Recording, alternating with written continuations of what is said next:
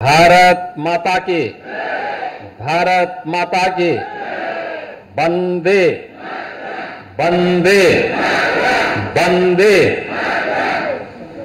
Road to school कार्यक्रम के शुभारंभ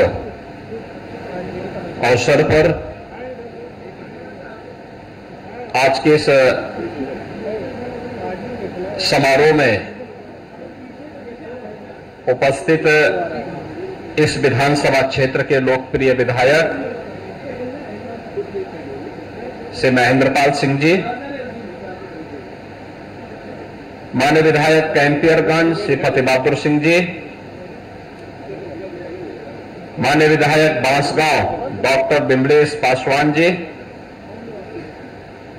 माननीय विधायक चौरी चौरा श्री श्रवण निषाद जी, प्रमुख सचिव बेसिक शिक्षा डॉक्टर एस सुंदरम जी, निदेशक अशोका लीलैंड लिमिटेड CNB बाला चंदन जी,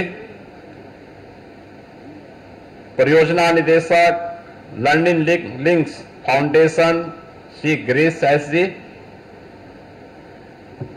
आज के इस कार्यक्रम में उपस्थित बेसिक शिक्षा परिषद के सभी अधिकारीगण, सभी सम्मानित शिक्षकगण, अभिभावकगण और प्यारे बच्चों,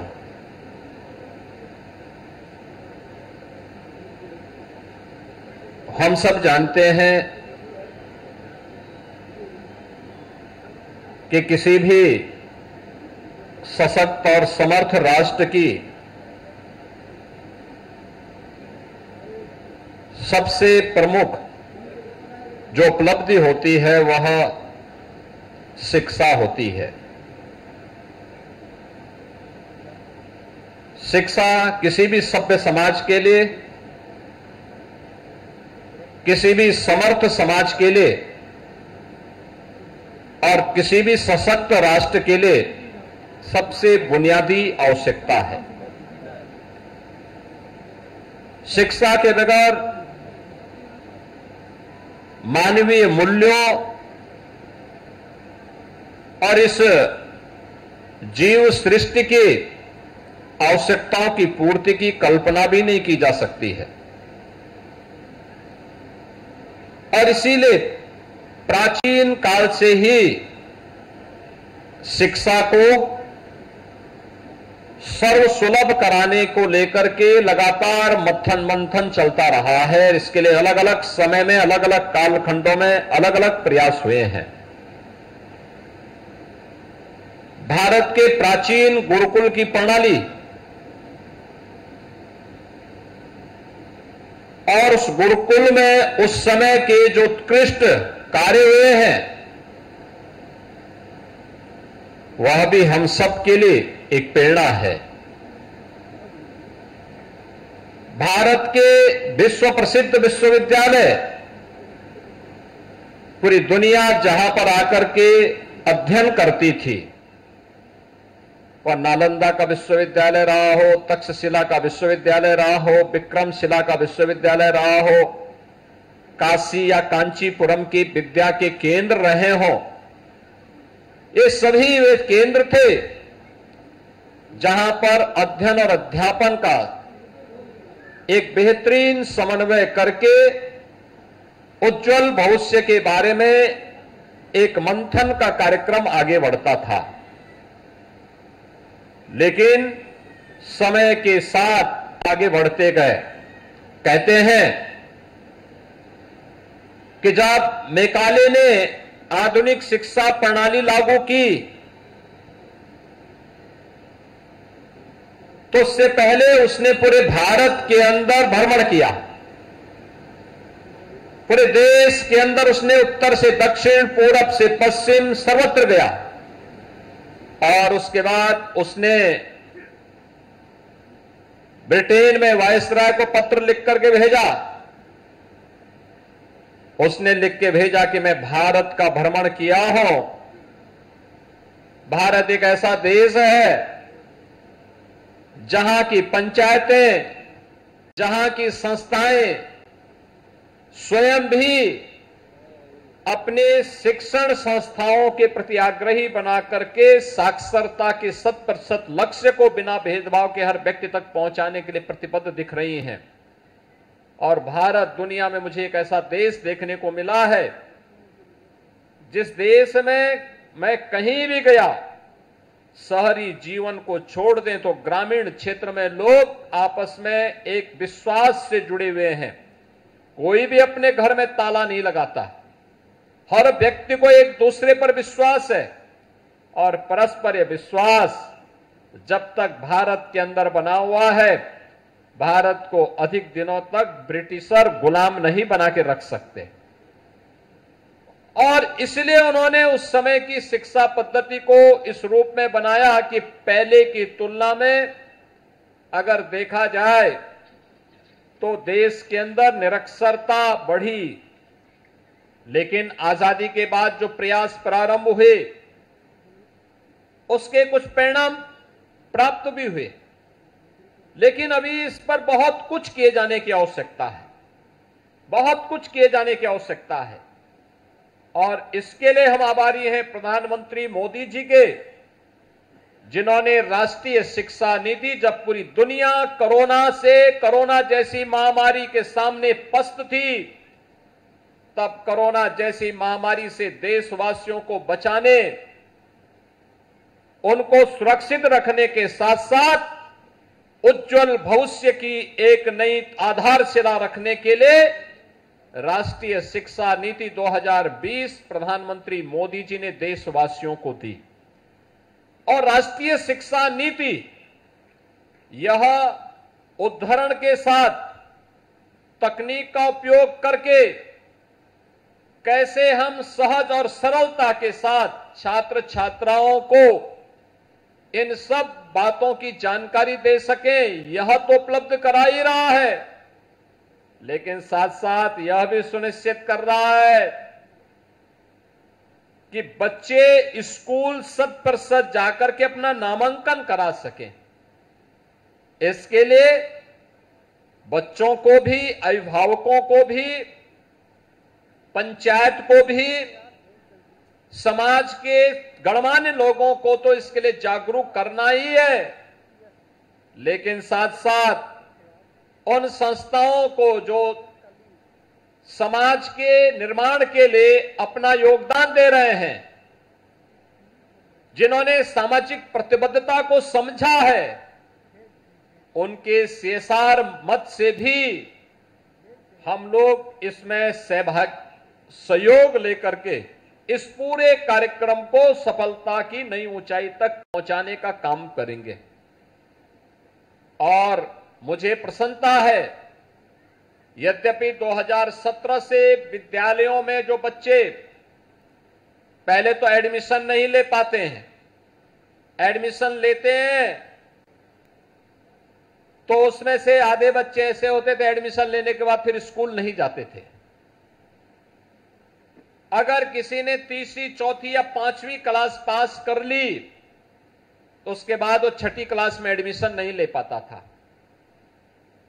6ठी, 7वीं, 8वीं क्लास भी उसने पास कर ली तो 9वीं में एडमिशन नहीं लेता था। यानी परिणाम क्या था कि 9वीं क्लास में एडमिशन लेने वालों की संख्या पहली क्लास में एडमिशन लेने वालों की संख्या की तुलना में आधी रह जाती थी। हाई स्कूल के बाद जब सीनियर सेकेंडरी स्तर पर जाता था, इंटरमीडिएट के लिए आता था, उसमें भी कमी आ जाती थी और अंततः स्नातक करने वालों की संख्या 25 से 30% मात्र रह पाती थी। और उसमें भी क्वालिटी का ध्यान नहीं दिया जाता था। आज एक तरफ हम लोगों ने 2017 में प्रारंभ किया पहले स्कूल चलो अभियान। स्कूल चलो अभियान में जो सबसे अच्छा परिणाम आया कि अकेले उत्तर प्रदेश के अंदर हम लोगों ने देखा कि लगभग 58 से 60 लाख बच्चे नए बढ़े थे, जिन लोगों को हमें बेसिक शिक्षा परिषद के स्कूलों में एडमिशन कराने में सफलता प्राप्त हुई।